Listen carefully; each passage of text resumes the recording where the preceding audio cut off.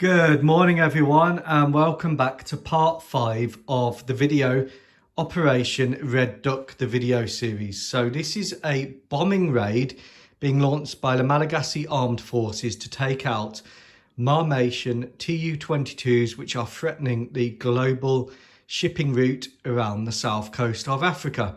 Very topical at the minute. I model what if, I don't model real events. So I try to be non-political. So I've created my own little world to reenact and develop air power doctrines, armed forces doctrines in 1 in 72nd scale. So they're all based on 1 in 72nd scale models. Now I'm calling this episode The Secret Source for Success, and it's dealing with these aircraft here, which are crucial to the Malagasy Armed Forces. A major investment. One of these was due to be retired, but they've kept them flying because actually in today's environment you need all the electronic warfare capability you can get. Others are very long in the tooth, and this video was delayed because this engine decided to fall off yesterday, so I had to reglue it, which isn't a problem that normally affects the KC-135 fleet, but they are getting a little bit old. And the brand new aircraft is the G550 electronic warfare aircraft. This is based on the J-Stars kit by Sova M, which I think is a Ukrainian manufacturer, but I may be wrong. A lovely kit, and the G550s are replacing the EC27, the Fokker F27 versions, and this is a CASA C295 AEWC by Scratch Aeronautics resin multimedia kit. Incredibly difficult to build. I'm really looking forward to the day when a manufacturer makes one of these in injection molded or 3D, because cutting the resin is absolutely horrendous. It's like a vac form kit in many ways, very rough and ready.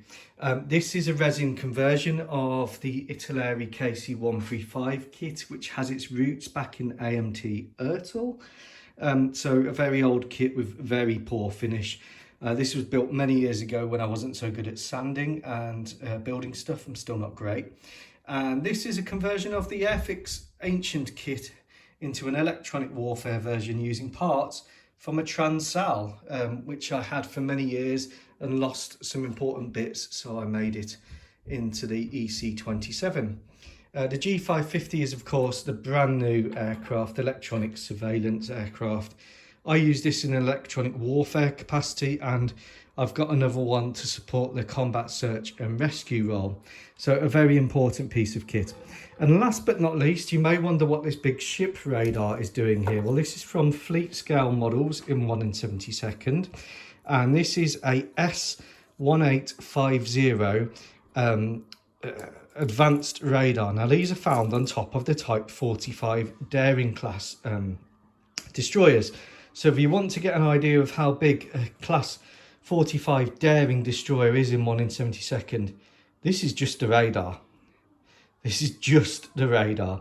Now this is incredibly advanced technology, and the Malagasy Armed Forces have these on their Type 45 destroyers for protecting their aircraft carriers, and ground-mounted rolls mounted on towers. Now, I haven't managed to build the tower yet.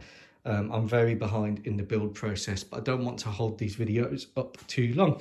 So let's go to the Kettle of Infinite Knowledge, which has got 2 super angry butterfly drones, and then we'll go back to the plan and why this is the secret sauce or secret recipe for success. So if you've been following the videos so far, you will know that there's going to be an attack on the Marmation Tu-22 base here at Dar El Marmesha, which is where Dar El Salam is, just by Zanzibar, and there's the air base there. And the attack is going to be run in by the Vulcans, supported by Hustlers, 1 Vulcan and 2 Hustlers, supported by Su-34 Wild Weasels.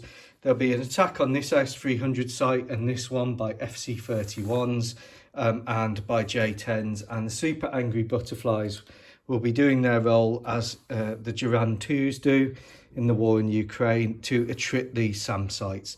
So a lot going on. Why do I call this the secret sauce to success? Because all of this If it just went in on its own, would be absolutely useless. So the Malagasy Armed Forces follow very much the NATO model, the I-STAR C4I model, and all of the aircraft that I've just shown you are vital to the success. The KC-135s are vital to the success because they will be setting up refueling tracks, and they will be refueling the jets that are doing the strikes, making sure that they have fuel on the way out and the way back, so no aircraft are lost from lack of fuel. Aircraft have, in combat mode, operations, very limited range because they're carrying lots of weapons. So all of the aircraft will pretty much be reliant on these. So will the combat air patrols. So that's one secret part of success, and that's something that Malmatia doesn't have. The second part, and probably the most important part, is countermeasures and electronic warfare. So the S-150, the the Malagasy Armed Forces have one of these based on this island here, and they have one at the top of Madagascar here. And they will be flying the G550. They'll be having one orbiting up here, and they'll be having another orbiting down here. And they'll have the EC-27s providing jamming support to the J-10s as they go in. So we've got jamming support going in this way, and we've got jamming support and electronic warfare capabilities up here. The C-295 AEWC, or Airborne Early Warning Command and Control aircraft, will be orbiting in this area, and another one orbiting over the top end of Madagascar. Now, why this is important is basically, if you launch one of these attacks, and they're going to be launching waves of the super angry butterflies, is you need to digitally map the battlefield. So you need to know what's going on in the airspace. The S1850 radar is incredibly detailed in terms of radio picture. These are data linked together. They're data linked to the G550s. They're data linked to the EC-27s. They're data linked to the C-295s, which are acting as nodes. So a node, a digital node, and they're linking up to this G550 up here.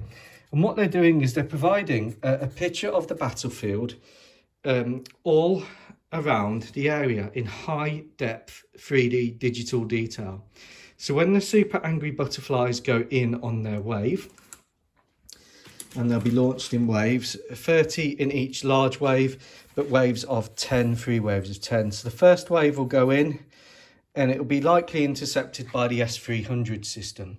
What that will do, it was allow the plotting of the S300 system by the C-295s, by the radars, all digitally linked, so that the commander, the airborne commander who's in this C-295 AW, I'll put IC there in command, he will have a picture of where the interceptions has taken place.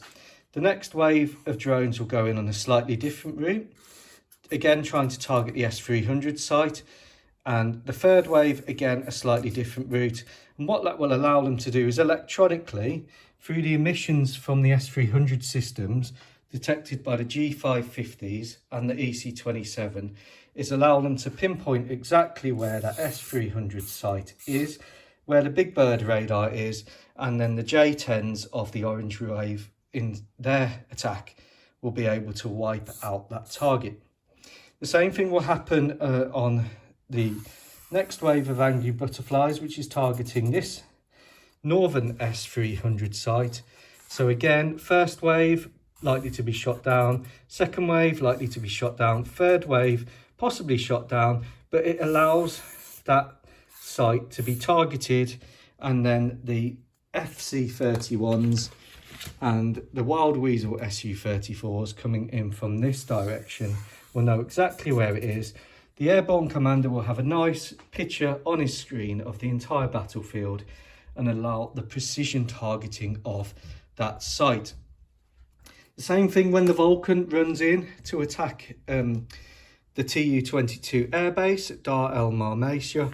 It's coming in from the north, surprise attack with Hustler support. and Su-34 Wild Weasel support. Radar emissions being picking up whether the Su-35s have launched from Marmatia, picking up where the Su-35s are, allowing the Combat Air Patrol to move forward if required to engage the Su-35s, and basically allowing the Vulcans and the Hustlers to operate successfully and launch their standoff weapons against the target. So the digital data linking of all of these systems is vital, and each aircraft in the Malagasy Armed Forces is digitally data linked, and that is the secret sauce for success. Now, this is very much a NATO thing. The Russians and Chinese do have this capability, but we don't, in all honesty, know how good their capabilities are. If they are as good as our capabilities, then we should be worried. But the way that this works is that actually the whole mission will be run, unless there's an emergency or a plane goes down, in radio silence. That's right, radio silence in the depths of night. The aircraft will be communicating with each other and getting their target and battlefield orders and assessments and changes to routes and waypoints by digital data link. This is the same as what NATO uses in what was called Link 16, now Link 21. That's the reason why the JSF or the F-35 is so successful, is because what you are doing when you're running in with these strike aircraft of a highly upgraded Vulcan, the FC-31, is you are taking a targeting picture. Your situational awareness is provided from these nodes, from the 3D high definition digital radar surveillance, and this is the secret recipe which the Malagasy Armed Forces hope will make their mission a success. Marmatia does not have this capability. If you look at the countries which lack this capability, Syria, to a degree, Iran, although I expect they're working on it, Iraq, if you go back in time and look at the countries that don't have these, they are extremely vulnerable to NATO air attack. Russia is able to counter these to a degree, not fully, but Marmatia doesn't have any A-50 mainstay warning aircraft and doesn't have the same digital links. So when its Su-35s are launching initially to target super angry butterflies, which they may not know what they are, they'll be going out with that poor situational awareness, and then suddenly they'll find, oh, there's more targets here, have to swing round. It's all got to be done by voice command or basic data links, and that's where the jamming will come in to jam those signals and disrupt their response. Now, the S300 is a much harder to jam system, much more capable, but again, the Malagasy Armed Forces plan to overwhelm it from jamming from the G550s and jamming from the EC-27s, jamming from the individual aircraft and their jamming pods to enable the targets to be hit successfully. So I hope that makes some sense and gives you an idea of what's going on behind the scenes. And in the next part, we will look at the launch of the raid. Take care.